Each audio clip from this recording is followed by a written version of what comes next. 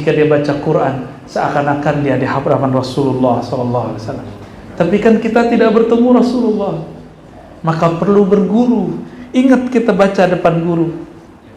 Nanti rasa itu akan Allah turunkan, Allah naikkan sampai kepada baginda Rasulullah SAW. Dari Rasulullah lenyaplah semua itu. Bahkan dalam basmalah itu malaikat terbanyak di Quran, itu malaikat yang mikul Bismillahirrahmanirrahim. Paling banyak itu malaikat yang mikulnya. Wa ma baqiya illallah. Yang tersisa rasa itu, pandang itu hanya Allah Subhanahu wa taala. Baru orang ini yakhiruna sujada, dia dibacakan Quran, dia tersungkur sujud karena saat itu yang terpandang dalam dirinya cuma Allah Subhanahu wa ta'ala. Ya. Jadi sedekat apa Quran kita dengan Allah? Sedekat kolbu dengan yang menggerakkan kolbu. Bacalah dengan kolbu, antum langsung usul kepada Allah Subhanahu wa ta'ala.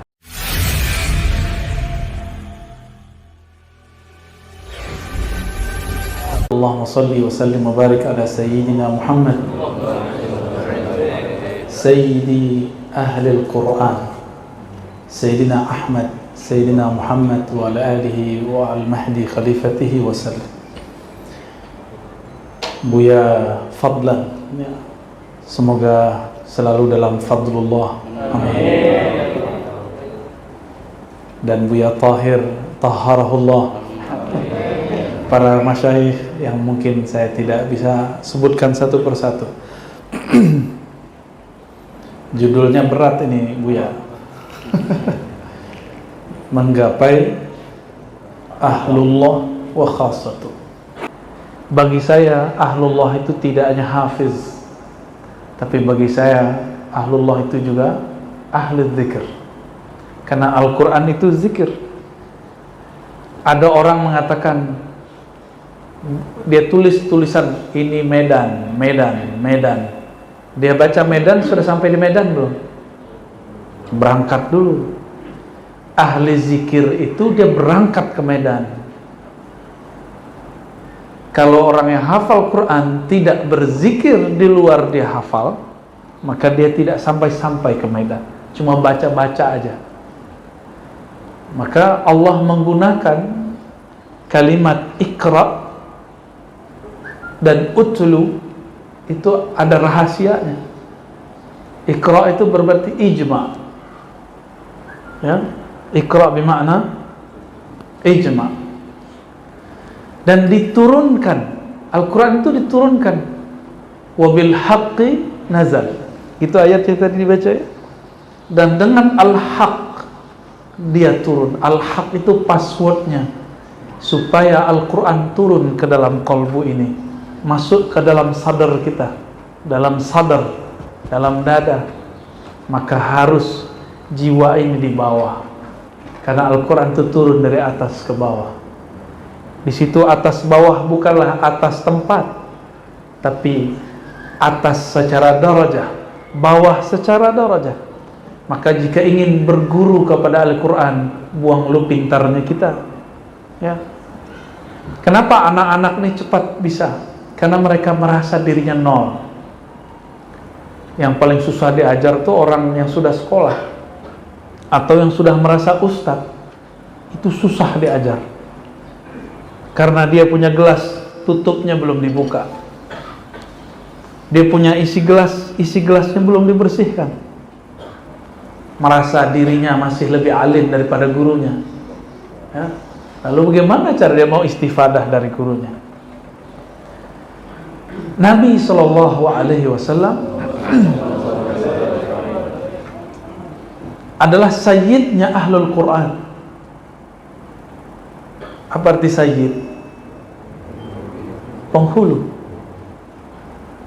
Quran turun ke beliau, tetapi Rasulullah SAW tidak pernah beliau merasa sombong dengan hafalannya. Ini baru hafalan berapa juz, ya? Kalau Ustaz Thohir juz Al-Poqatnya apa? Sudah berani nantang orang. Ada yang nantang saya, Saya hafal 30 juz, kamu bisa debat sama saya nggak? Loh, Quran bukan untuk diperdebatkan.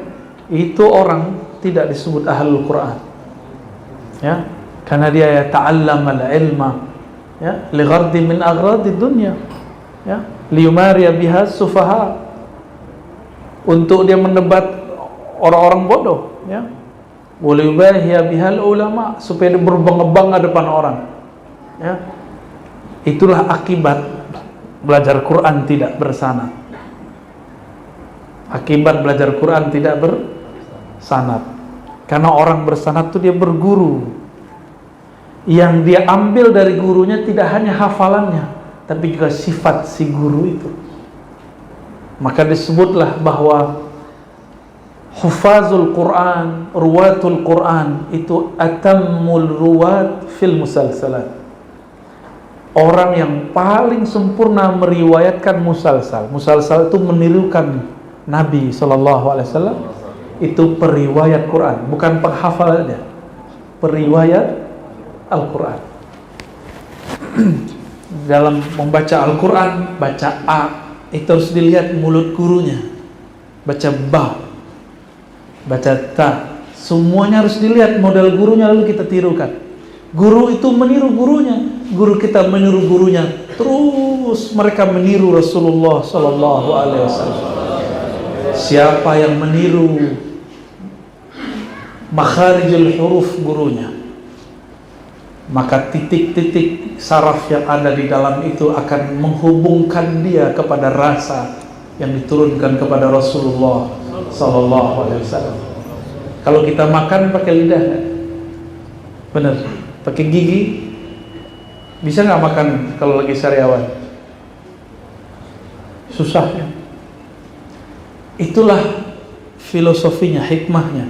Kenapa baca Quran itu harus dengan lidah, harus dengan gigi, harus dengan rongga mulut, semuanya itu paling lengkap.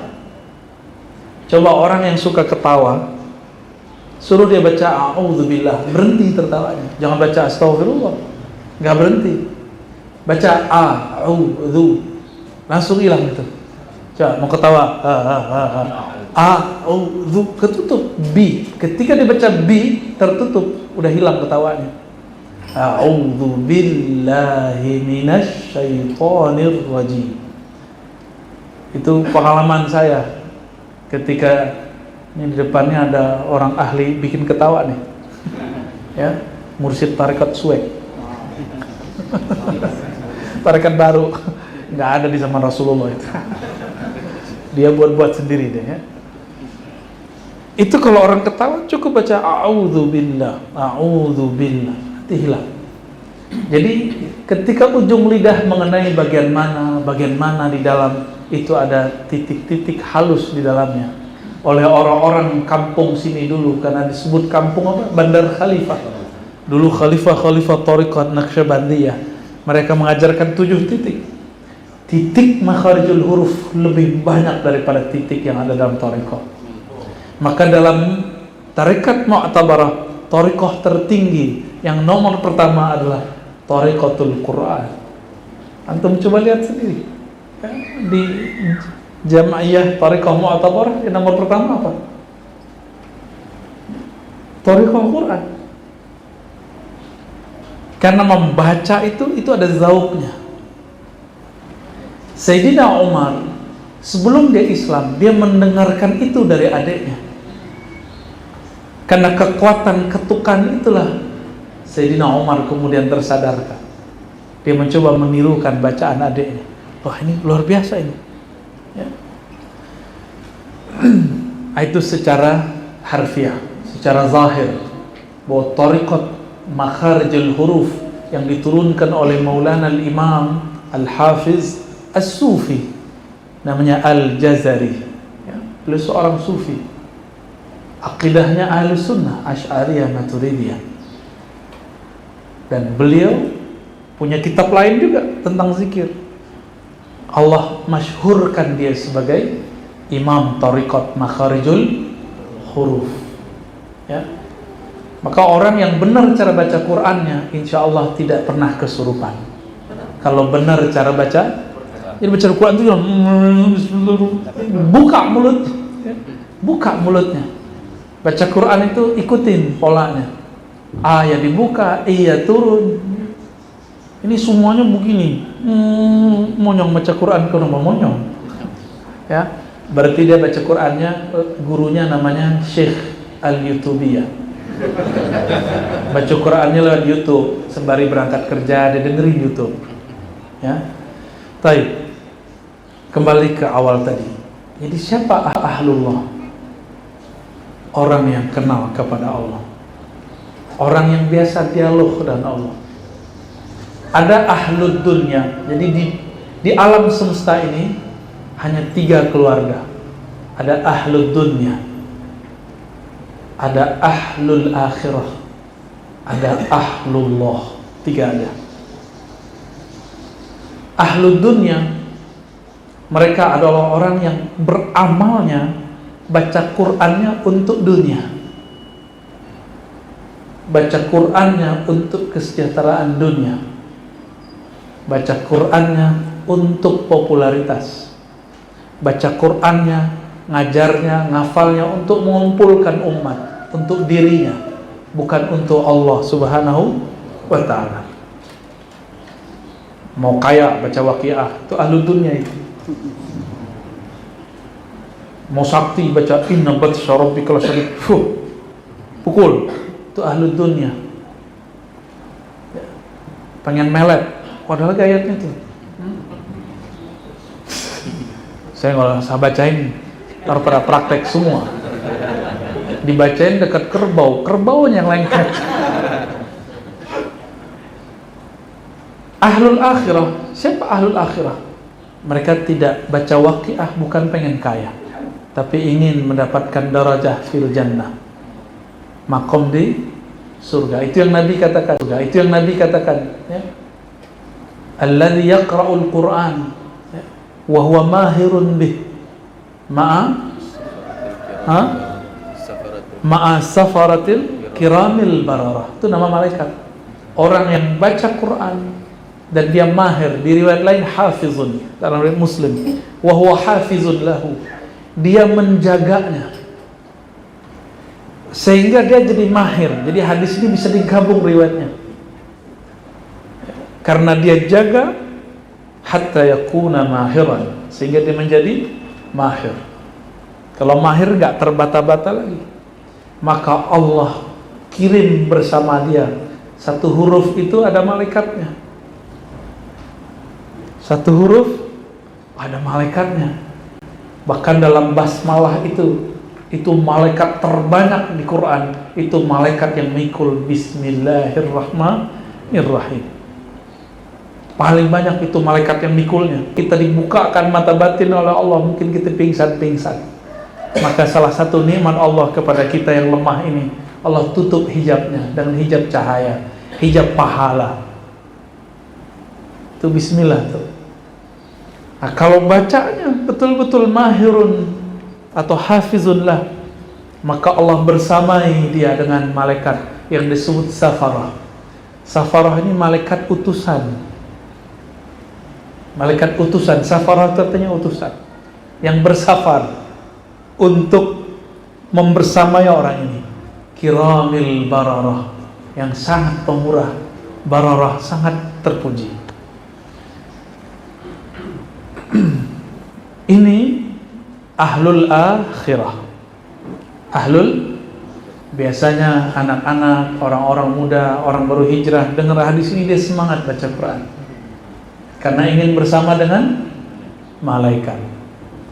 Ada yang gak puas, saya gak cukup dengan malaikat, saya ingin bersama dengan yang menurunkan Al-Quran. Itulah wabil haqqi nazal. Al-haq itu Allah Subhanahu wa ta'ala. Al-haq itu Allah itu sendiri. Ya. Dengan al-haq lah Al-Quran itu turun. Maka tasdik dulu, baru turun Quran nurnya dalam kalbu. Ya, tasdik dulu kepada al-haq. Al-haq itu tidak ada miryah wala raib wala syak. Tidak ada lagi keraguan di situ. Al-haqqu mir rabbika. Al-haq dari Rabbmu. fala takunanna minal mumtarin. Maka jangan engkau ragu lagi. Ada sedikit keraguan di Quran, hati-hati ya. Apalagi yang mengatakan Quran belum sempurna ya. Dia yang gak sempurna, Quran yang dia tuduh. Nah, berdasarkan ini, sahabat-sahabat yang muliakan Allah, ada yang ketiga, dia baca Quran bukan karena dunia, bukan ingin sakti, bukan ingin kaya, bukan ingin sekedar surga. Dia ingin berkalam-kalam dengan yang punya surga. Bukan sekedar dibebaskan dari neraka, tapi dia ingin bersama dengan yang menciptakan neraka. Itulah ahlullah. Sehingga mereka ada yang berkata, ya Rabb, seandainya engkau memasukkan kami dalam neraka-Mu, tidak masalah, yang penting engkau ridha kepada kami. Kalau Allah ridha, mungkin gak masuk neraka? Gak mungkin ya. Nah, itulah mereka ahlullah wa khasatuh. Maka mereka ini setiap kali bertemu nama Allah di dalam Al-Quran, pasti bergetar. Wajilat qulubuhum, pasti ada getaran di kalbunya. Gak mungkin gak ada getaran di dalam kalbunya. Tapi jika getaran itu sudah kuat, sudah biasa, maka kalbunya akan tenang. Summa talinu juluduhum wa qulubuhum ila dzikrillah. Surat Az-Zumar ya. Al-Quran yang Allah turunkan itu membuat kita bulu roma kita berdiri, jantung kita berdebar. Tapi kalau sudah dekat, awal-awal ketemu deg-degan. Tahu deg-degan? Berdesir. Awal-awal dulu Ustadz Thohir jatuh cinta, berdesir nggak Ustaz? Terasa ya? Kayak mau copot jantungnya. Saya nggak bisa balas pantunnya beliau. Nanti Ustadz Thohir aja balas ya. Walaupun lahir di tanah Minang, tapi sudah nggak dapat cara berpantun ya. Lidah sudah keluh. Tapi saya senang sekali dengarnya, kayak masuk ke alam mana itu, tahun-tahun berapa gitu dulu ya. Itu baru pantun Melayu. Gimana Al-Quran? Lebih indah lagi. Indahnya bukan main. Hatta Nabi SAW yuhibbu ayasma'a min ghairi. Nabi itu juga senang mendengar dari selainnya. Dipanggillah Ubay, penghafal Al-Quran, turun ke Nabi, diturunkan ke Ubay. Apa kata Nabi kepada Ubay bin Ka'ab radhiyallahu ta'ala anhu? Wahai Ubay, ikra, bacakan kepadaku. Apa kata Ubay? Ya Rasulullah, apakah aku membacakan kepada engkau sedangkan Quran turun kepada engkau? Masyhur hadisnya, hadis Sahih Bukhari. Lalu Nabi mengatakan sallallahu alaihi wasallam, Allah memerintahkanmu untuk membacakannya kepadaku di satu redaksi. Apa kata Ubay? Samani Rabbi, Allah menyebut namaku. Karena Ubay ahlullah, dia kekasih Allah, disebut nama dia oleh kekasihnya, maka dia bergetar. Samani Rabbi, bergetar itu Ubay. Jadi dia bergetar dulu baru bisa baca Quran. Allah menyebut namaku wahai Rasulullah. Nabi mengatakan na'am sallallahu alaihi wasallam. Bayangkan nama kita disebut oleh pemimpin negeri yang adil, disebut oleh pejabat yang amanah. Senang nggak? Kalau main nggak adil kita nggak senang ya. Kawan saya mantan pejabat, mantan, diundang oleh menteri untuk sholat id di sampingnya. Itu jadi bahan cerita dia. Senangnya bukan main. Aku masih disebut oleh Pak Menteri, Bu Menteri. Itu baru yang nyebut, yang ngundang siapa? Menteri. Bagaimana jika yang menyebut, yang mengundang, yang memerintah langsung pemilik alam semesta ini? Maka Ubay namanya terkenal tidak hanya di bumi, namanya harum sampai ke langit, bahkan sampai ke arasnya Allah Subhanahu wa ta'ala. Maka Nabi hanya seperti Ubay lah yang pantas membacakan Quran ke Nabi. sallallahu alaihi wasallam. Maka dibacakan oleh Ubay. Di saat itulah Ubay membaca di depan Nabi. Itu awalnya. Itu disebut rabitah. Membaca Quran di hadapan guru, supaya lenyaplah memandang guru, yang dipandang adalah Sang Maha Guru, Allah Subhanahu wa ta'ala. Itulah yang disebut ahlullah. Jika dia baca Quran, seakan-akan dia di hadapan Rasulullah SAW. Tapi kan kita tidak bertemu Rasulullah, maka perlu berguru. Ingat kita baca depan guru, nanti rasa itu akan Allah turunkan, Allah naikkan sampai kepada baginda Rasulullah SAW. Dari Rasulullah lenyaplah semua itu. Wa ma baqiya illallah. Yang tersisa rasa itu, pandang itu hanya Allah Subhanahu wa ta'ala. Baru orang ini yakhiruna sujada, dia dibacakan Quran, dia tersungkur sujud, karena saat itu yang terpandang dalam dirinya cuma Allah Subhanahu wa ta'ala. Ya. Maka para asatis, PR kita masih banyak mau jadi ahlullah. Ya, jangan-jangan kita baca Quran masih karena ada jamaah, suaranya disudes-sudeskan supaya besok diajak umroh bareng. Ya, suaranya dimatrut-matrutkan, ntar matrut jadinya. Tahu matrut? Ditolak. Suaranya diafasi-afasikan, ya, misyari-misyarikan. Udahlah, bacalah Quran dengan bahasa kita, dengan suara kita. Suara yang indah itu bukan suara fulan. Sayyidina Abu Bakar As-Siddiq disebut oleh Rasulullah, suruh dia jadi Quran, jadi imam salat baca Quran. Sayyidina Abu Bakar, apakah dia aqra dalam artian ahsanuhum sautan? La. Apakah dia orang yang paling bagus suaranya? Tidak. Tapi kok disuruh Abu Bakar jadi imam?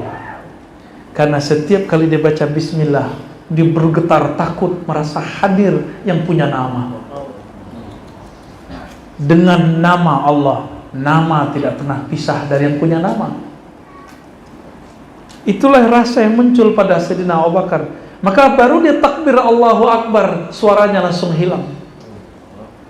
Takbir naik, salat sempurna. Wusul dia kepada Allah Subhanahu wa ta'ala. Maka dia baca Quran, suaranya seperti orang nangis, terisak-isak. Awal saya dulu selesai suluk 40 hari, saya baca Al-Fatihah, baru bismillah saya nggak sanggup.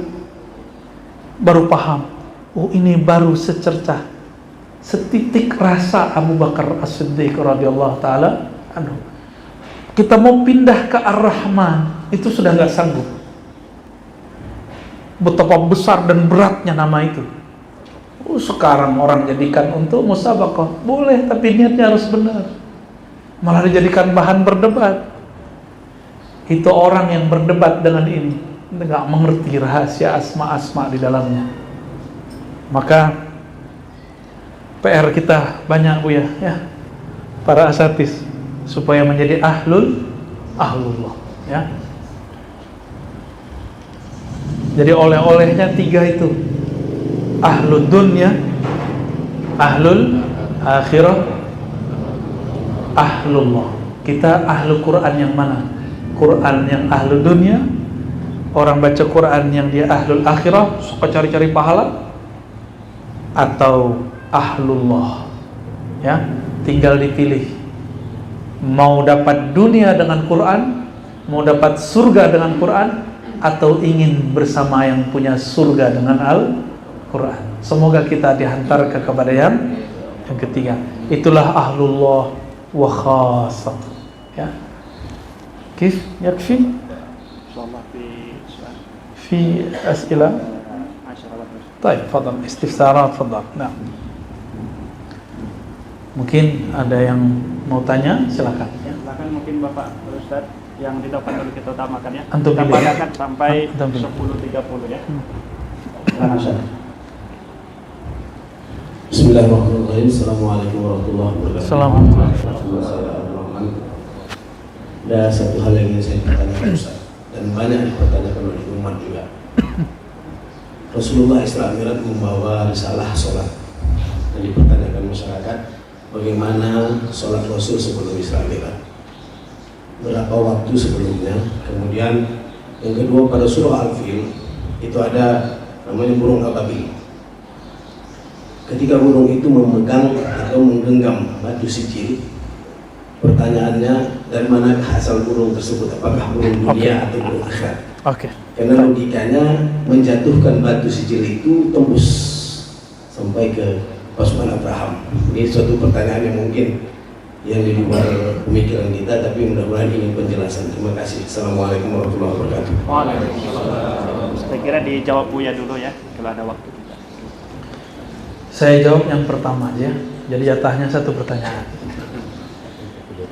Bagaimana cara sholat baginda Rasulullah SAW sebelum Isra Mi'raj? Rasulullah itu sudah kenal Allah sebelum alam ini ada. Dalam hadis Imam Tirmizi, beliau ditanya, Abu Hurairah mengatakan, qalu mata wajabat lakan nubuwah. Hadis Tirmizi, hadis sahih. Wahai Rasulullah, kapan engkau ditetapkan jadi nabi? Nubuwah itu al-ilmu billah, pengetahuan tentang Allah. Lalu Nabi mengatakan, Adam baina ma'in wa tin. Adam belum dicipta, masih tanah. Aku sudah diangkat jadi nabi. Sudah sholat beliau. Tapi sholat di alam, di masa-masa sebelum alam ini ada, sholat alam ruh, sholat azaliyah, itu berbeda dengan sholat yang ada sekarang. Cuma intinya sama. Ya. Nah, ini mau yang mana nih? Panjang itu. Ada sholat azaliyah, ada sholat ruhiyah, ada sholat dijamin, ada sholat ketika baru lahir. Makanya diazankan baru lahir. Kenapa diazankan? Kan azan mau sholat, supaya rasa sholat yang dulu itu masih ada. Fassalatu silatun. Sholat itu silah, silatul abdi wa rabbi, hubungannya dengan Allah subhanahu wa ta'ala. Maka bertanya Abu Darda, bagaimana engkau tahu? Kaifa tadri? Ya, atau masya'nuka ya Nabi, bagaimana sebenarnya keadaan engkau tahu jadi Nabi? Beliau menjawab, waktu kecil dadaku dibedah. Di saat itulah aku sadar. Jadi anak kecil kan sadarnya saat itu, umur 5 tahun, 7 tahun, beliau sadar dirinya Nabi. Itu beliau sudah sholat setiap nafasnya. Maka sholatnya Nabi sebelum jadi dapat wahyu Quran pertama, itu sholatnya salat nafasnya. Nafas beliau sudah ingat Allah. Kan aqimis salata lidzikri, surat Thaha. Ya, dirikan salat untuk mengingatku. Beliau mengingat Allah di setiap nafasnya.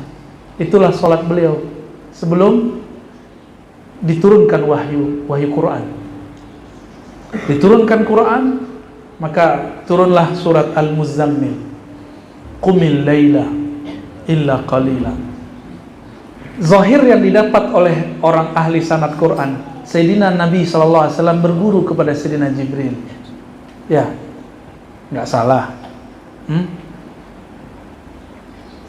Jibril nganter Nabi sampai ke langit ke-7, sampai ke Lauh Mahfuz. Bisa nggak tembus sampai kepada Aras? Jadi siapa yang jadi guru? Sayyidina Nabi atau Sayyidina Jibril? Siapa guru sebenarnya? Maka dalam sanad saya hilangkan nama Sayyidina Jibril kecuali sebagai fasilitator. Ya, anin Nabi anillah. Ya, ini revisi sanad di zaman ini. Ane mau tanya lagi sama antum. Sayyidina Jibril disebut sebagai guru Nabi Muhammad SAW. Oke, tapi dia tidak diizinkan menyentuh ke batas-batas aras. Hanya Rasulullah yang diizinkan. Dan Rasulullah kan bermunajat, sholat di atas aras. Jadi aras itu adalah masjid terbesar. Maka disebut Ar-Rahman alal arsyis tawa. Disebutlah Baitur Rahman. Disitulah Rasulullah SAW bersujud kepada Allah Subhanahu Wa Taala. Jangan dikira ketemu Allah itu begini, ketemu kayak antum ketemu aneh sekarang, enggak. Itu sujud ketemunya. Rasulullah sujud di dunia ketemu Allah, di bumi, sujud di langit ketemu Allah, sujud di arsy ketemu Allah. Maka pertemuan arsy, pertemuan bumi, bedanya cuma beda manzilah. Bukan berarti Allah tinggal di arsy. Ya. Allah sudah ada sebelum arsy dicipta. Sebelum arsy dicipta disebut alma, disebut ama, debu. Debu apa? Wallahu a'lam, itu rahasia Allah Subhanahu wa ta'ala. Ya. Oh, panjang itu ilmu ma'rifatullah itu Buya ya. Antum Buya juga kayaknya. Ya. Yang kedua rahasia, belum boleh dibuka. Ya, tentang burung ababil. Ya. Jangan diakal-akalin. Ya. Itu cakramnya dia, itu rahasia Allah itu. Kok megang nggak kebakar ya? Antum megang rokok aja bakar. Ya, fadhal. Baik, satu orang lagi mungkin. Satu orang lagi ya. Ustaz tua ya.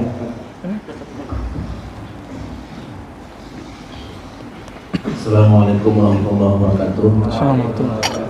Alhamdulillah ya, kita mendengarkan sajian ilmu yang cukup merasakan sentuhan jiwa juga bagi kita semua. Saya ingin bertanya tentang persoalan lagu Al-Quran, karena ini menurut saya harus kembali didudukkan. Ada beberapa redaksi yang saya baca, menurut ulama bahwa lagu Al-Quran itu muncul tanpa diawali dari notasi-notasi nada. Karena menurut ulama lagu Al-Quran itu hadir ketika seseorang beriadah kepada Allah. Jadi kalau melihat redaksi ini, lagu Al-Quran itu muncul secara tidak diawali dengan teori begitu. Jadi lagu itu muncul ketika seseorang beriadah kepada Allah sehingga menjadi indahnya bacaan Al-Quran. Pertanyaannya, sekarang lagu ini kan berkembang, ada Bayati, Sabah, Hijaz dan Nahawan dan sebagainya, dan bahkan ketika hari di MTQ kan seakan-akan lagu ini menjadi dominasi utama bagi penilaian Dewan Juri, sehingga lagu ini sudah digiring kepada pengembangan. segera. Apakah dia ya ini maksudnya, apakah lagu ini ada pembatasannya? Oke, baik. Ya. Baik. Seperti apa begitu? Terima kasih. Ketika Sayyiduna Nabi SAW, beliau malam hari, jadi Nabi itu malam hari suka belusukan, melihat sahabat Nabi lagi ngapain. Di satu gang terdengar suara yang merdu sekali. Ternyata itu suara Sayyiduna Abu Musa al-Asy'ari. Maka Nabi tertegun dan diam.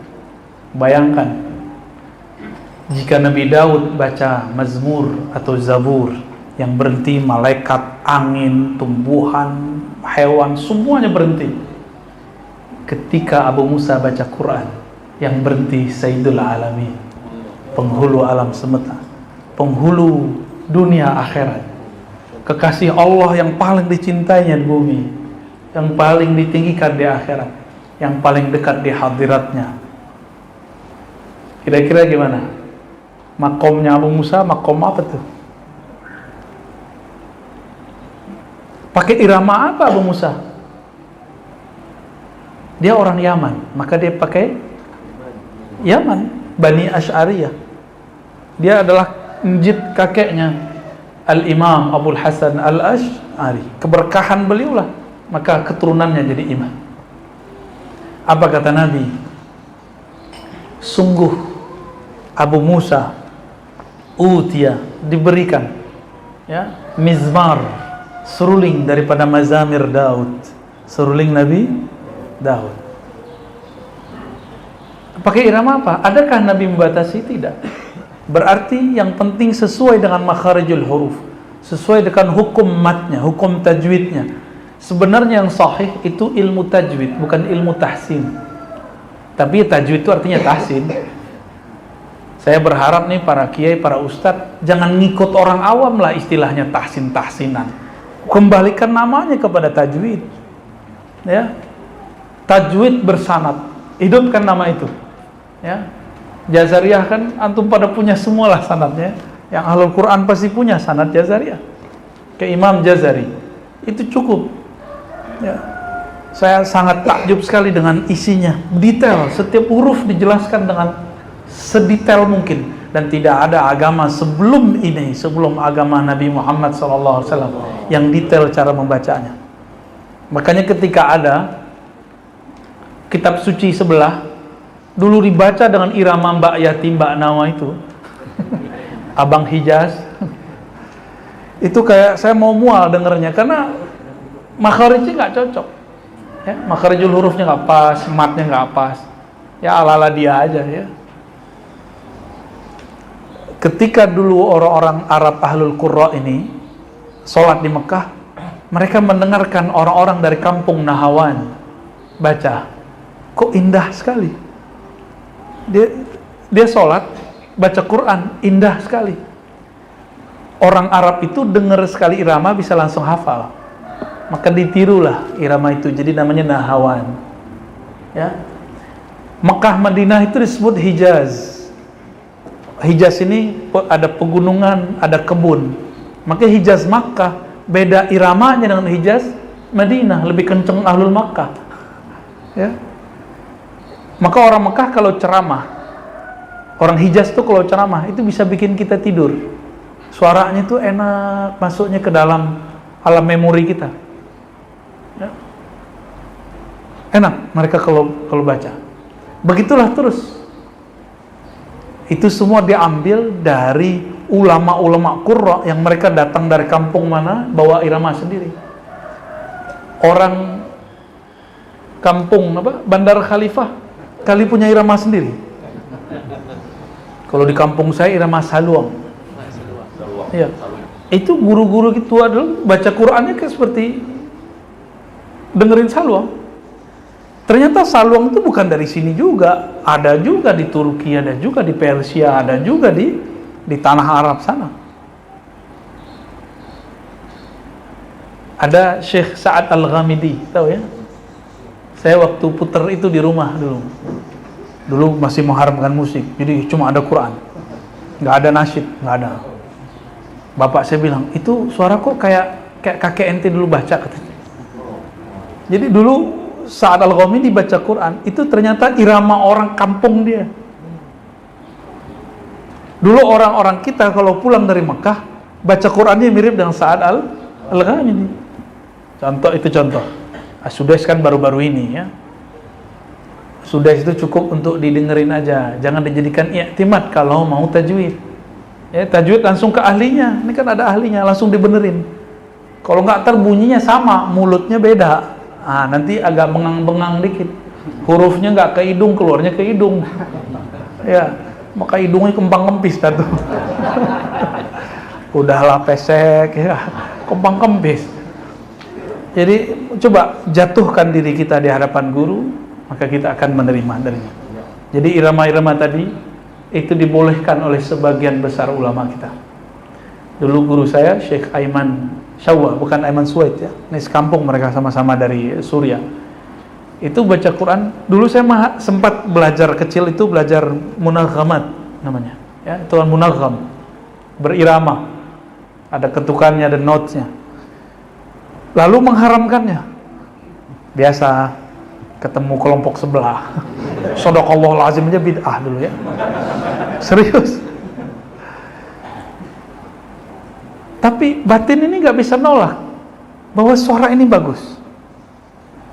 Bahkan guru kami di awal-awal kami ngaji, Syekhuna Ali Mustafa Yaqub, itu dulu memakruhkan baca Quran dengan munaghamat.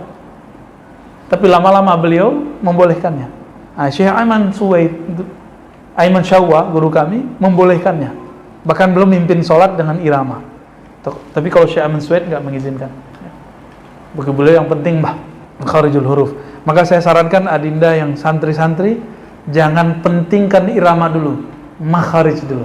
Ya, khatamkan Jazari kalau bisa 2 kali 3 kali sampai betul mutafannin fasih, baru belajar irama. Jangan kebalik, irama dulu baru. Jangan kebalik ya. Yang disuruh itu makharijnya. Nanti orang yang baca dengan makharij, iramanya akan indah sendiri. Insya Allah. Orang-orang kayak beliau ini, telinganya sensitif. Ya, kalau bunyinya nggak sesuai, itu bisa terganggu sholatnya. Jangan ganggu sholat guru-guru kita ya. Khalas? Wahai teman Buya, ini ada satu lagi supaya pas nanti. Assalamualaikum warahmatullahi wabarakatuh. Ya, bagaimana cara wusul ilallah dengan perantara Al-Quran? Usul kepada Allah dengan Al-Quran. Al-mar'u ma'aman ahabba. Seseorang akan ma'iyah, muraqabah ma'iyah namanya, akan selalu bersama dengan yang dia cintai. Cinta Quran nggak? Cinta. Tapi kok dengerin popnya lebih sering? Ya, cinta Quran. Pagi tadi baca nggak? Antum baca kok tadi waktu sholat subuh?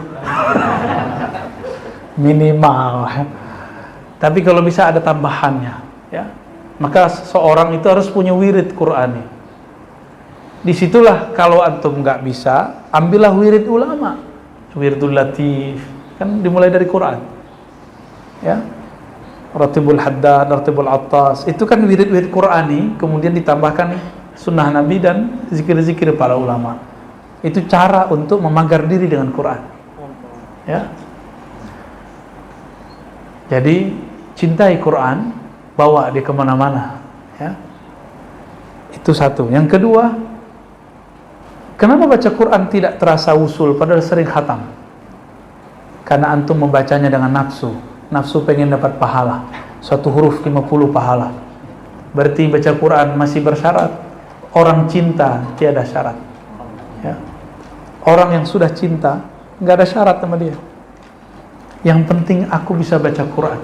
Quran itu, "Lau anzalna hadzal Quran ala jabalin la ra'aitahu khashi'an mutasaddian." Itu gunung apa namanya kalau di kita yang lagi meledak di sini? Juga di sini, yang di sini. Sinabung. Sinabung itu bersambung-sambung terus dia meledaknya. Ya. Tapi sekarang yang kasihan Semeru lebih ini. Diturunkan Al-Quran kepada gunung, itu dia bergetar. Dia akan tunduk, bahkan hancur, bisa jadi longsor. Antum nggak lebih kuat daripada gunung, ya kan? Tolong lah ya begini wajahnya. Ya, baru ngaji 1 jam, udah lemas. Ya. Itu diturunkan kepada kita. Loh kenapa? Ternyata Al-Quran itu cocok kepada orang yang elastis kolbunya. Maka kolbu itu disebut kolbu karena dia bisa berubah-ubah. Dia layyin, bisa dibentuk kolbu itu. Kalau kolbu sudah kasat, kulubuhum, sudah kesat kolbunya, sudah kasar, gak bisa lagi dibentuk. Gunung udah gak bisa dibentuk, begitu aja dia, ya. Alam semesta ini udah gak bisa diapa-apain. Dia sudah begitu dari sana, syakalnya, surahnya. Maka Allah pilih manusia yang bisa berkembang, ruhnya, kolbunya. Jadi bacalah Quran dengan kolbu, karena dia turun kepada fuad, ke dalam kolbumu. Maka bergurulah kepada ahlu kolbu, ambillah ilmu dari ahli fuad, maka mereka akan menghantarkan kita kepada muqallibul qulub, yang membolak-balik hati. Jadi sedekat apa Quran kita dengan Allah, sedekat kolbu dengan yang menggerakkan kolbu. Bacalah dengan kolbu, antum langsung usul kepada Allah Subhanahu wa ta'ala. Demikian ya, semoga bermanfaat. Mari kita tutup dengan doa. Astaghfirullahaladzim, astaghfirullahaladzim.